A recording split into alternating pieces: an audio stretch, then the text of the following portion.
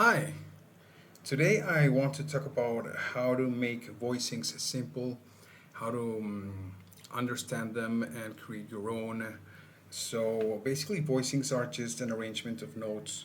Instead of playing the typical root, third, fifth, you rearrange things. Maybe you don't play the root or the third or the fifth, and you play other notes like the ninth, the fourth, the seventh, or the 13th, and you can cluster them, which means you play the notes very close to each other, or you can space them out. And that, in a nutshell, is how you can create your own voicings. And I encourage you to do that. Also, to listen to other people play.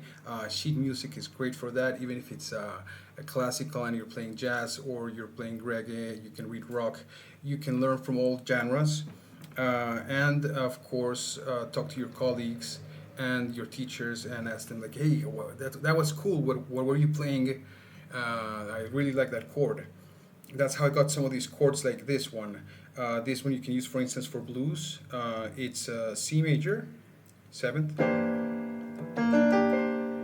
It starts with the third, then the seventh, the dominant seventh, then the ninth, then the fifth, and then the root.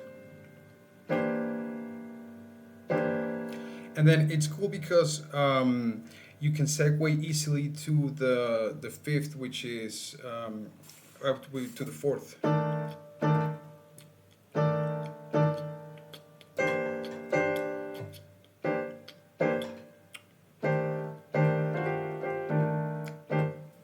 See, what is happening here? You're playing the third and the seventh, and those are going down to E flat and A. So E goes down to E flat, and B flat goes down to A. So, and these two stay the same.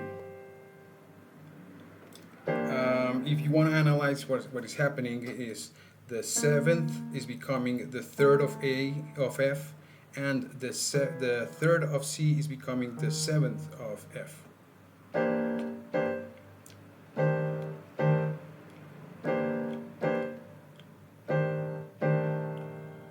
Okay, that's for blues, but you can also use that chord for anything you like.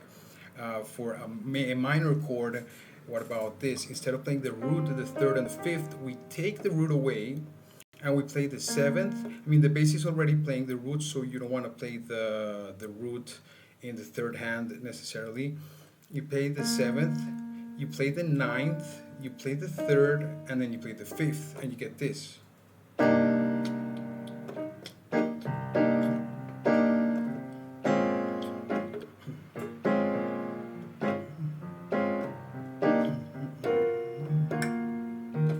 Okay, let's see if there's another chord that could work for minor. Yeah, this one sounds very different. It's very spaced out. It's the root, the fifth, the ninth, the third, the seventh, and the fourth.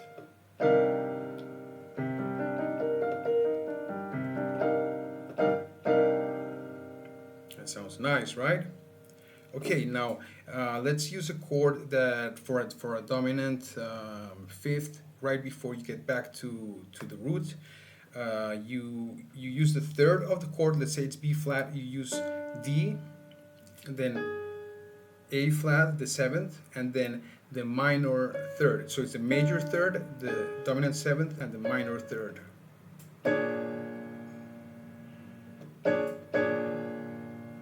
In D, it would sound like this: F, C, F, F sharp, C, F, and then you can play the E flat.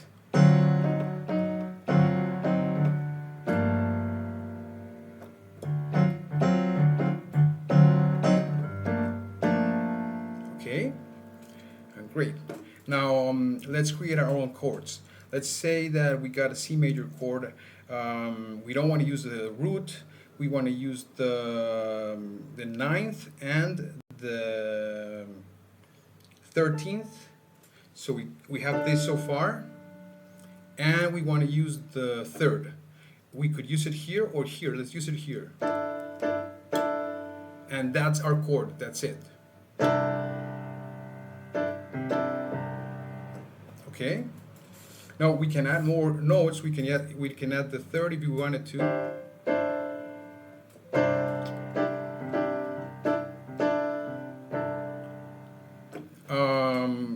Let's say you can play the traditional C major chord and just add the major seventh below.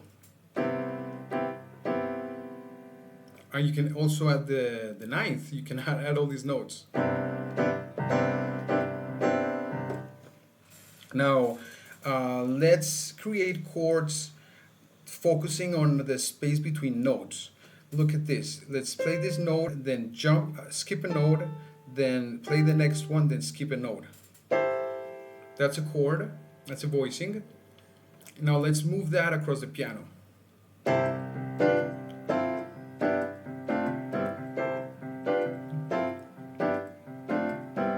You see, it works.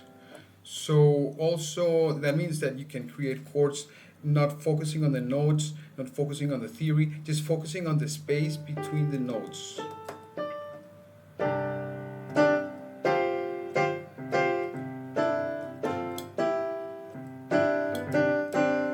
Okay, great. I think that's good for now.